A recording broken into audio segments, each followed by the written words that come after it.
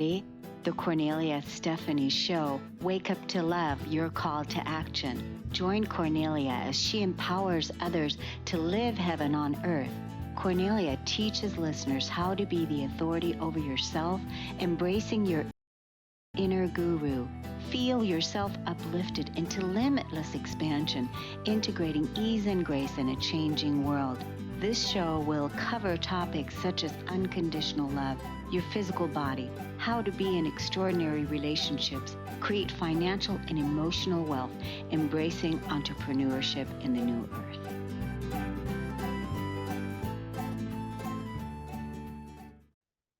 Hello, everyone. Welcome to the Kornelia Stephanie Show. It's an honor and a pleasure to be here with you today and facilitate the Stories of Hope series here. I don't know about you, but anything that we can do to stay positive and keep moving forward and keep hoping and acting on positivity and new beginnings, that is what I'm all about. And I'm certain that those of you that are tuning in are also about that as well. For our first guest today is Amy Sanders. She's an entrepreneur at heart, and she's a master certified business and life coach. She's had ups and downs, but after leaving an unhealthy marriage and becoming a broke single mom, she didn't recognize herself or her life. After hitting rock bottom, she made some drastic changes, turned her life around, and has since created 5 successful businesses and is now a self-made millionaire. Since then, she has taught and inspired thousands of women through weight loss, mindset, relationships, and business. From her experiences, Amy has made it her life mission to help women uncover their purpose and expose their strengths so that they can create a thriving life they love. Welcome to the show today, Amy Sanders. Thank you. And thank you so much for having me. I am honored and just excited to be here. Totally. I'm so excited that you're here. And that, it takes sometimes a rock bottom situation that you found yourself in to shift your life and to transform your life and to really look at the ugly parts that are there and, what you want to shift and change. You were broke and you were, things were unhealthy and there were things that you were looking at. Do you want to take us into that story? Yeah, sure. I'm actually going to take you before that story because that's what landed me in the story, which was from the time I was little, tiny. I was taught to just say yes, no matter what. Do not listen to yourself. Do not speak up. So I was shushed a lot. And then I was taught to just say yes, especially if they are male figures and especially if they are older than you. And so I got so good at being the good little girl and doing what I'm told, that I became like disconnected with myself because I was so good at not listening to what I was actually wanting or speaking up. And what that did was land me in an unhealthy marriage. I said yes to marriage after 3 weeks of dating. And I like to say that's how extreme I was. Like, who does that? I did that. And I did that knowing that I didn't want to marry him. I did that because I didn't want him to feel bad. So instead of him feeling bad, let me go ahead and just marry you. Like, what in the world, right? So that's where, things got uglier because even my body was making like all of the alarms, like, do not do this. I was sick to my stomach. Everything was going just, my whole system was alarming. And yet I still ignored it. So up to that point in my life, and probably since, that was my biggest point of self-betrayal, like the biggest self-betrayal I ever did. But as I stayed in that marriage, I was there for 11 years. 3 kids later, we were part of a very religious religion where you do not divorce no matter what. Like, do not do this because you will, it's like having like the scarlet letter on your head, the big D. And so I stayed in it a lot longer than I maybe should have. And I was really scared to leave. But at some point, I was like, if I'm a God-fearing person, if I truly believe that there is a higher power that loves me, would he truly say, yeah, stay in this unhealthy marriage and let's also let your kids have this kind of example in their home? So I was like, I don't believe that's true. And that's really where it started for me. Like, what do I believe and what can I believe and what can I do about it? So it's asking me those questions and then starting to uncover from there. That's my Cliff Note story. But Yeah, yeah. I think that's so good because the when you were thinking about God and you were thinking about your religion and your faith and you were thinking about that and what you were told to do, and again then you looked at and asked the question, would God, a loving God, want you to suffer and want you to also have your children suffer? All these people here are suffering would God want that? And I mean, that's such a great question. Would God want for you to suffer, right? Because really, that's where we can really get a clear answer with where you said, no, God wouldn't want that. That's not what God would want. Yeah. And what was interesting about it is that I was able to see the answer from that perspective. But when I asked myself in that place, like I couldn't come to that answer for myself. Like, what do I want at that point? Later that came. But at that point, I had to rely, okay, if I believe this, if I believe in him, do I believe he would want this for me? It's like I still was pretty far removed from what I actually wanted, but I knew I didn't want my kids to be in that environment forever. And my love for my kids and what I believed he would want for me, that didn't align with where I was. And so I was like, okay, what's next? What can I do? And that's when I started making those steps towards change and asking myself even bigger questions that are so simple, but they felt really, really hard, which was, what do I want? Mm-hmm. What do I actually want? And to be honest, at the time, like it was hard to answer that. Like I didn't even know what I wanted to eat for breakfast because I was used to serving everybody else what they wanted: breakfast, lunch, dinner, running around doing all of the things, that you're quote, quote, supposed to do as a mom and as a wife. But I like had stopped asking any of the questions about who I am, what I want, what I believe. And so that's ultimately like starting with, what God want this for me? Okay, what would I want for me? And getting super curious. And it took a lot of uncovering and it took a while, but I still ask myself all those questions, but it's amazing what has unraveled and how my life has completely changed by asking those questions and then doing the little steps along the way to build that self-trust again and to show myself that I can trust myself. I do have my own back and everybody can have their own back, but we do have to choose us and we do have to stay like either get back into alignment or stay in that alignment to where that channel of communication is open. Yeah, it almost comes down to, first you were shunned down when you were a little kid, already, children you shouldn't have a voice, you shouldn't know anything, you shouldn't say anything, that whole thing, until you had to basically reclaim your authority back. And that is a constant process after giving your life force and energy away for so long. It's taking your authority back, that you do know the answer, that you do have the intuition, that you are connected to God. And it's possible that you and God's will merged in this, in this space through this discovery, by asking those questions. First, asking, would God want this for you? And then what is it that I want? And you would discover probably that both those two things are probably the same. Yes, they are. But at the time, I didn't feel like it was, right? At the time, that seemed like I just didn't know for myself. But I like to also think of our souls as we are really, really old souls, and our souls have the answers, and our souls are, I mean, our souls are godly, right? So it's like, will we listen Mhm. or not? The choice is ours, but our body's going to talk to us. Our body's going to help us if we choose to listen. So then you got help and you became certified. You said it took a while to get to where you are today. And of course, Yeah. Yeah. that's that makes sense. That, yeah, of course, it didn't happen overnight because there was layers. The layers needed to be peeled. Yeah.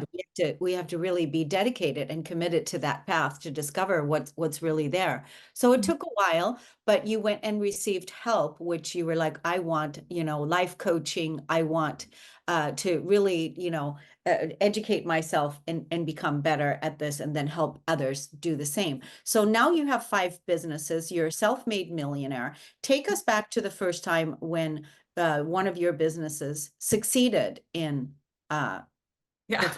right. It's actually crazy. So, I mean, everything started building. I'm a huge believer in multiple streams of income, and I've been through a lot of failures too. So I don't want to say everything, I made these decisions and everything just went amazing for me from then on out, so Right. no ups and downs for sure. But I remember the first time where we had invested some money from the different businesses into like one area. And since then, I also remarried. I have to say that. But when I remarried, I did not remarry for money. We both were still broke. So we had to build everything. I like to just disclaimer there. But I remember when we hit our first million from this particular business, and we had worked really hard, things then turned around and paid off. And I remember thinking that when we hit that mark, everything would feel different. And it didn't. Like Yeah. it felt amazing. Like, wow, I just hit this goal that I thought was impossible. And then I was like, oh my goodness, it's not impossible. And also, wow, I'm not done. Like I haven't even touched the work that I want to do in the world. And it actually has nothing to do about money. I thought it did, but it Oh, doesn't. It has to do with helping others and showing them what's possible and showing them that like you can absolutely change your stars. It's setting the intention, making the decision, and then just no matter what, staying the course. There's going to be up and downs. There's going to be failures. There's going to be all the things. But from all those quote, quote failures, it's just another opportunity to learn how to do it differently. It's like adapt, adjust, fail, repeat, flush out, And so it was an amazing feeling getting to that, like, whoa, this just happened for us. But at the same time, I'm like, oh, it wasn't what I thought it was.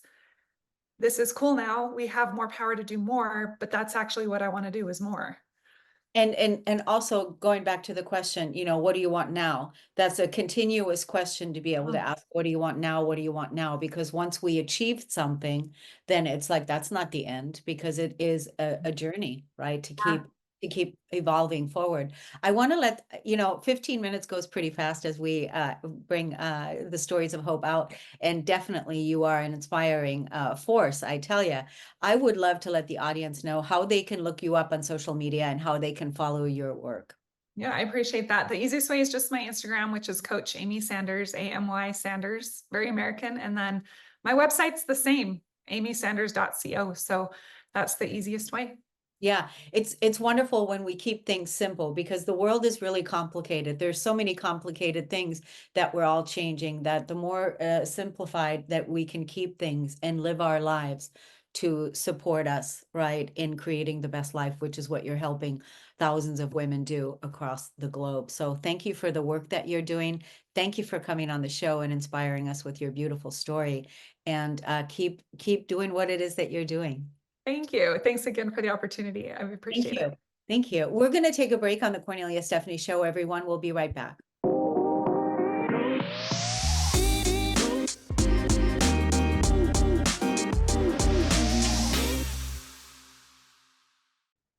Welcome back, everyone. Thank you so much for listening and tuning into the Kornelia Stephanie Show. Our next guest is Dr. Adeola Chukwumah. Thank you.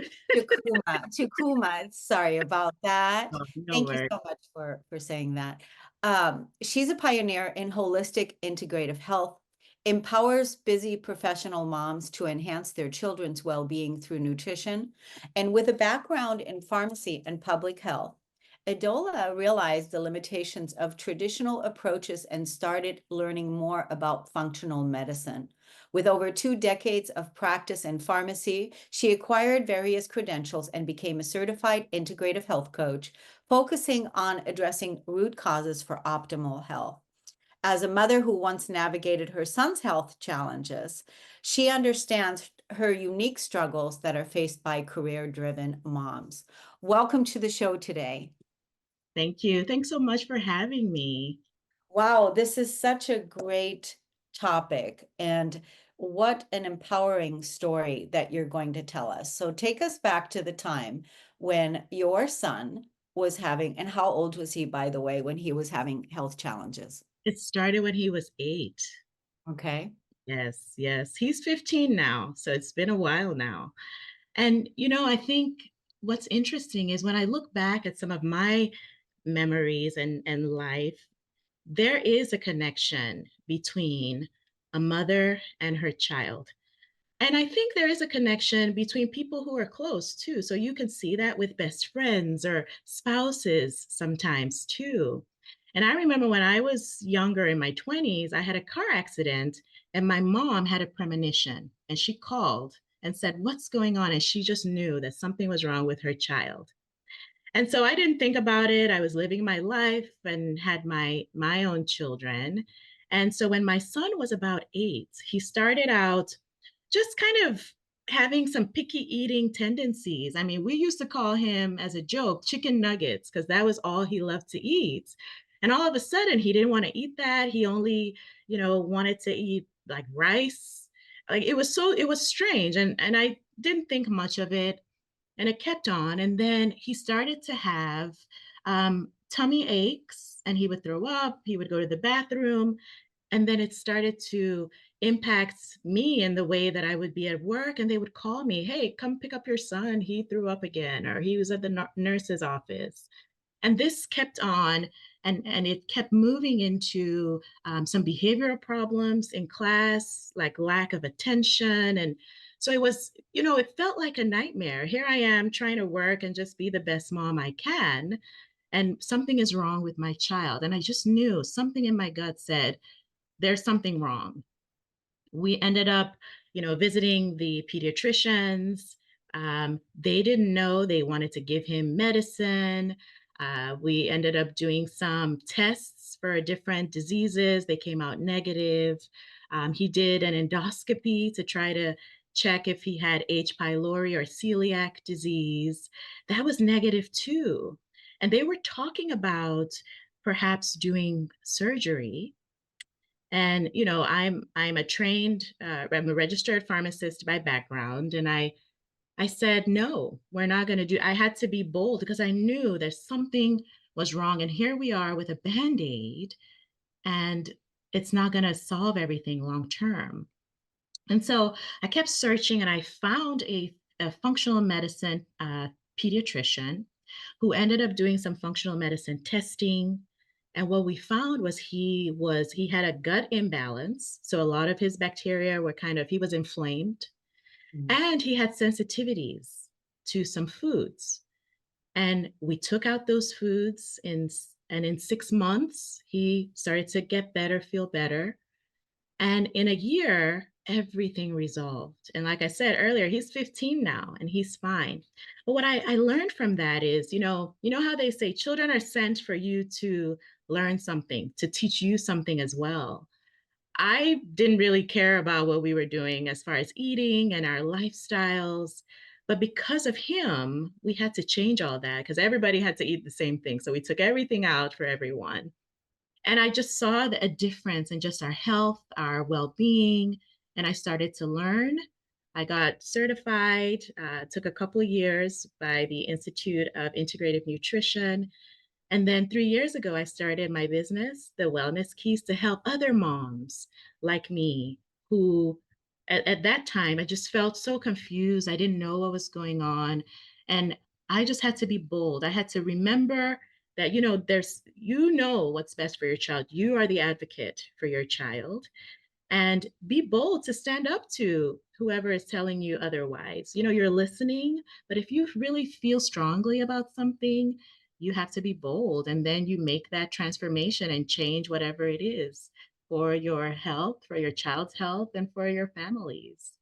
A mother's connection to her children, right? Her son, a mother's connection. It's like, no, you're not going to cut my son open and have surgery. No, I'm not going to. No, we don't want that. There's got to be another way. My question came when now that his gut is healed and he is 15 and he's doing fine.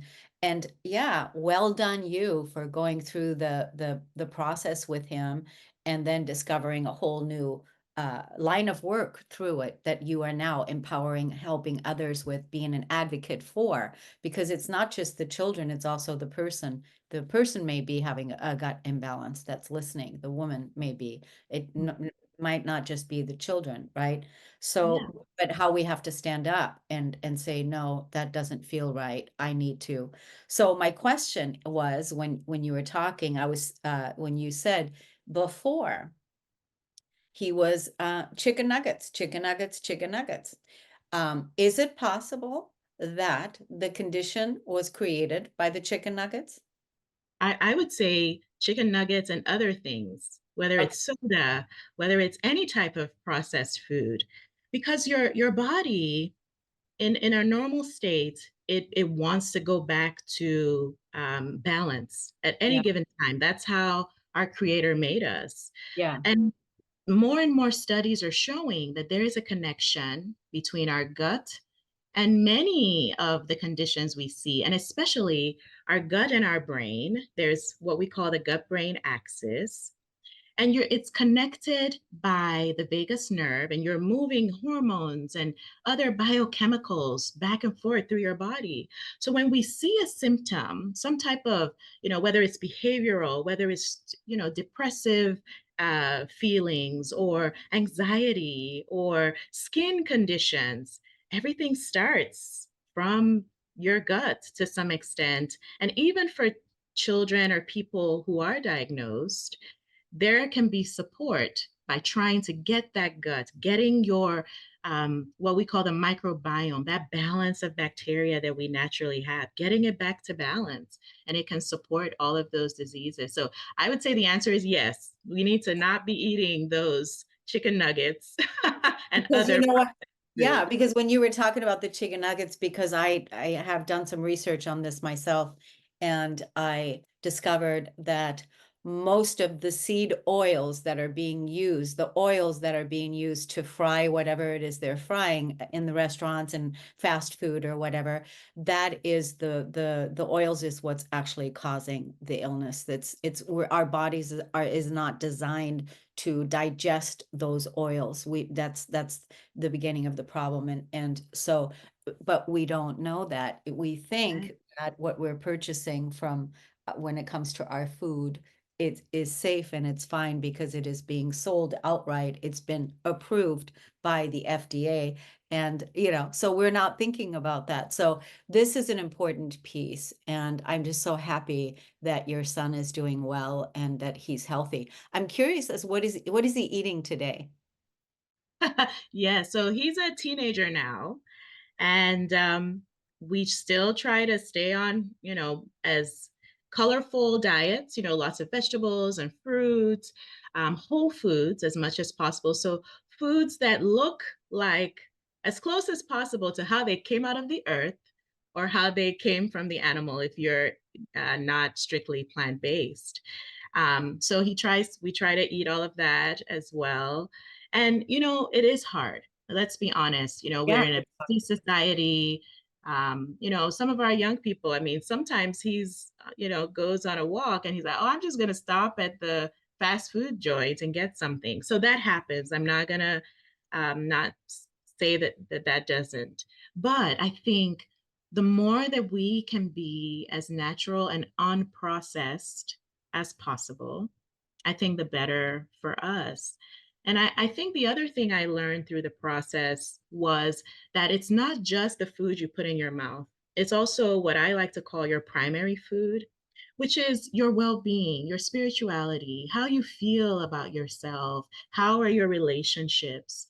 All of those things also have to be in balance because if you feel at peace, you're more likely to eat better. But if you feel anxious and stressed, then maybe you are going to go get those chicken nuggets. You don't make the best choices. So it's important to balance both your well-being and your mindset and your community as well as what you do put into your mouth. So we try to do that with him as well. We have lots of tools. We like to have meditation at home and stillness and just going outside, going for a walk instead of being on the games all the Yeah. time. Oh God, that's a whole nother topic. Being on the games, that's a whole nother topic. What does it look like for a person to, let's tell the audience first how to, get in touch with you as far as how to find you on social media, how to look you up if you are there. And tell us that. And then what does it look like when a person wants to have a discovery call with you if you offer that? Absolutely. So my website is www.thewellnesskeys.com, and that you can schedule time to chat with me there. I am on Instagram and on Facebook at The Wellness Keys also. So lots of information comes through there. And really, we start off by just talking about what is your lifestyle now and what it is that you want to change. And in the case that you do have some condition, whether it's a skin condition, it's behavioral ADHD, or whatever diagnoses, we kind of drill down because the point is to go to the root cause. And we might do some functional testing, or we might do a food elimination to try to figure out what is that root cause. And I work with you and your practitioner or your physician, whoever it is, nurse practitioner, whoever it is. And we just try to get you to make that plan for your lifestyle and your preferences and get you to optimal health. That's so good. I just found out before I came on the show today, I was listening to a podcast, and I just found out that the largest and fastest growing industry right now is not AI, it is actually healthcare. That is the largest and fastest growing industry. So good for you for being right at the front of the largest, fastest growing industry. I want to thank you so much for coming on the show today. Oh, thank you for having me, Cornelia. I really appreciate it. Thanks, everybody. Thank you. We're going to take a break on the Kornelia Stephanie Show. We'll be right back.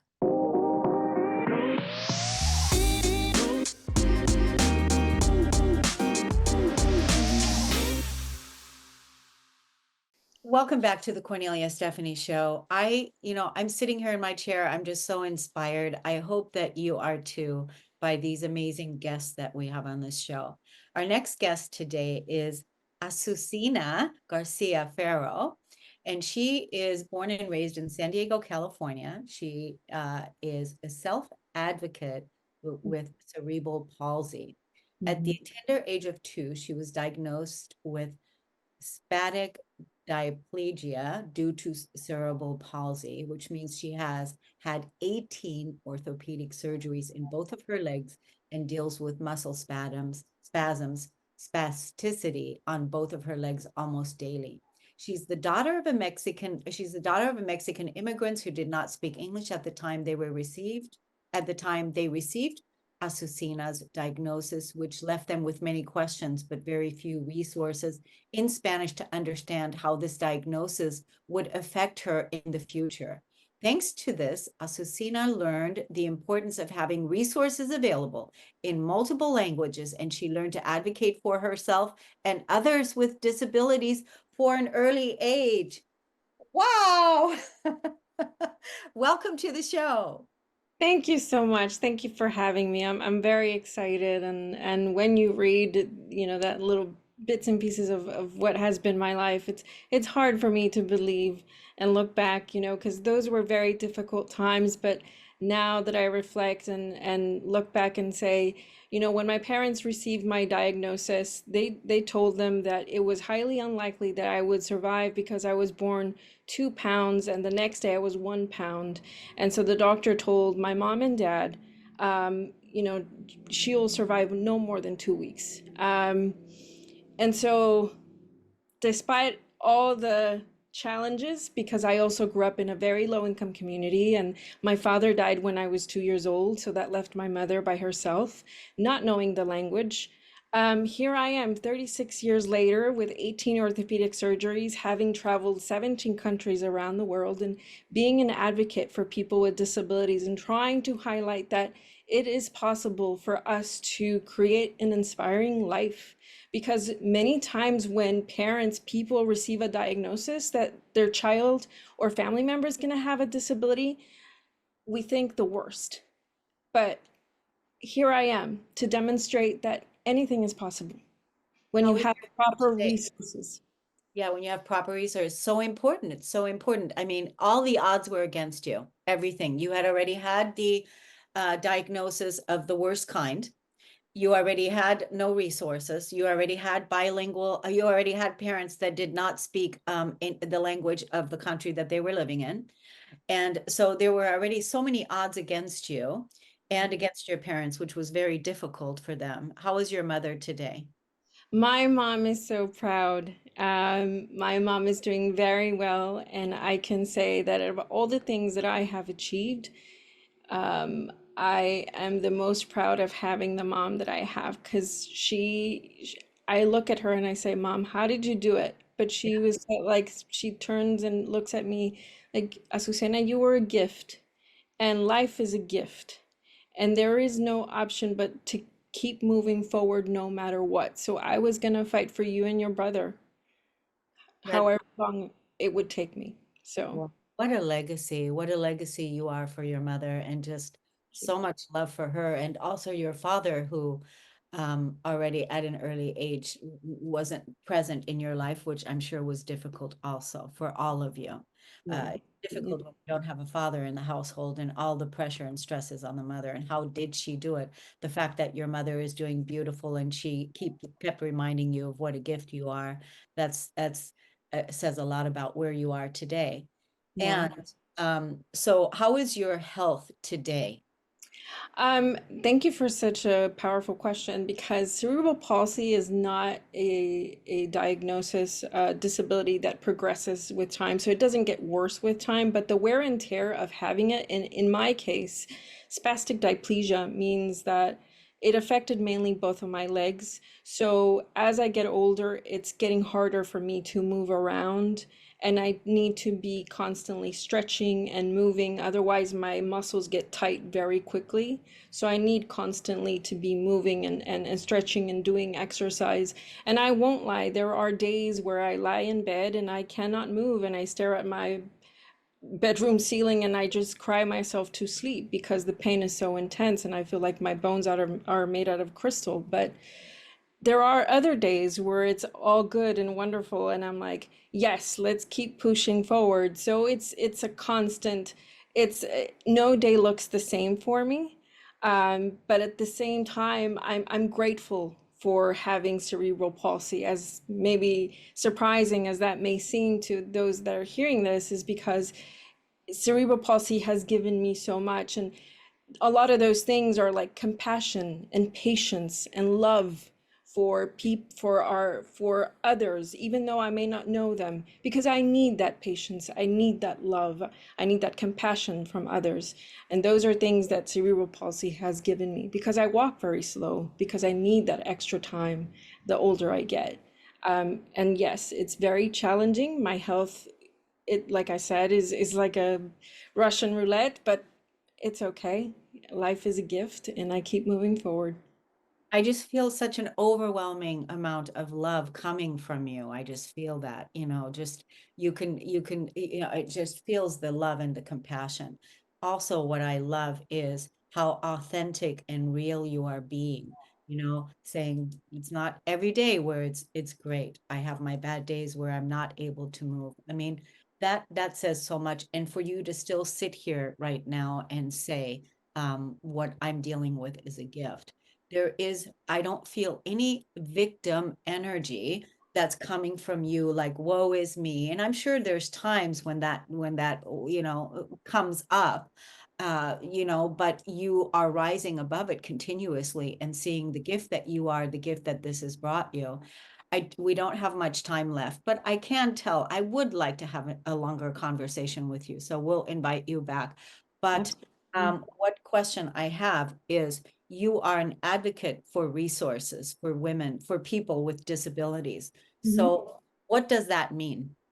That means that I do presentations and try to raise awareness about what cerebral palsy is in the Hispanic Latino community. And that also means that I launched my own podcast because I studied communication and political science at the University of California, San Diego at UCSD, my hometown.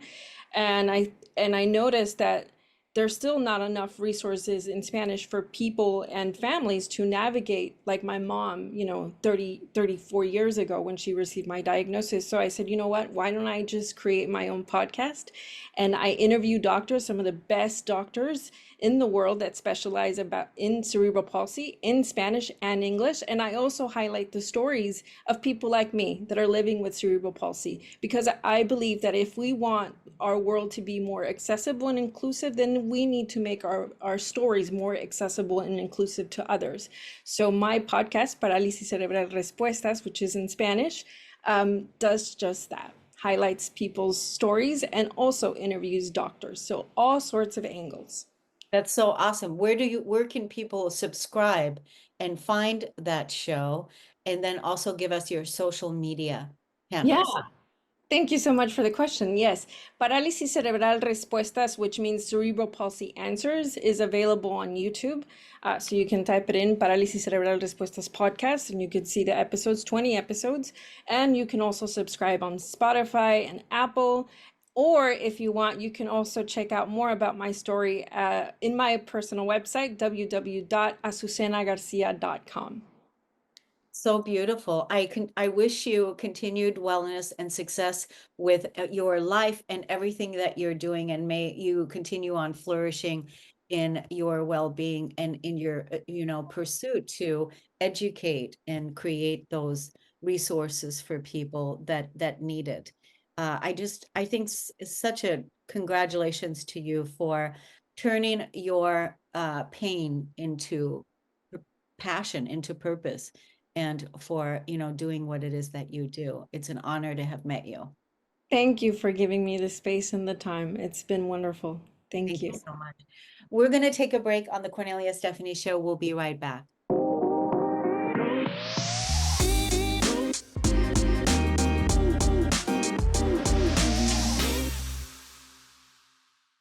Welcome back, everyone. My next guest today is Veena Chugh. She's a dynamic author, educator, and entrepreneur whose multifaceted journey bridges continents and careers. She was born in Mumbai, India. She spent over 2 decades as a corporate executive, while also imparting wisdom as a visiting faculty in human resource management at premier institutions. A certified yoga teacher, Veena seamlessly blends wellness with leadership. 7 years ago, love led her to the United States, where she now resides in Pennsylvania with her husband and their 5-year-old son.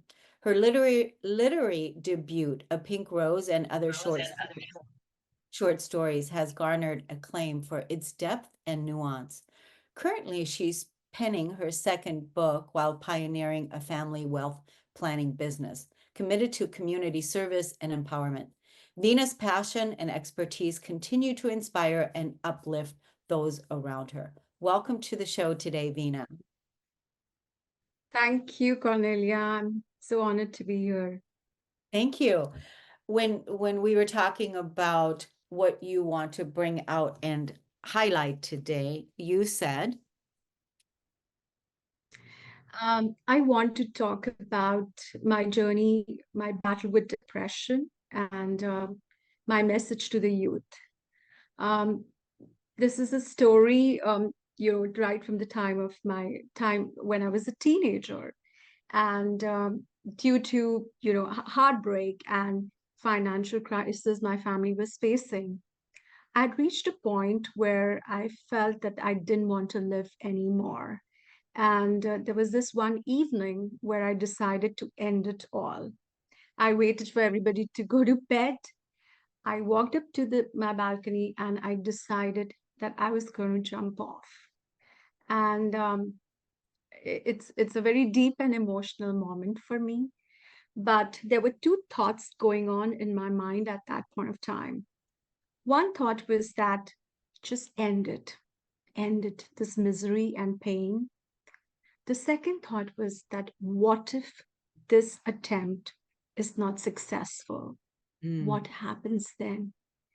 Because then the life that I would have, which would be, maybe I become an handicap and I'm dependent, that's going to be far more worse. And I think that was one thought which I just allowed to, hold me on, and I didn't jump. I was 19 then. Fast forward 25 years after that, I'm glad I didn't jump, because the 25-year journey after that I've had, has been phenomenally great. I've traveled to 10 countries, 35 cities. I have worked in the corporate for 20 years as an HR leader.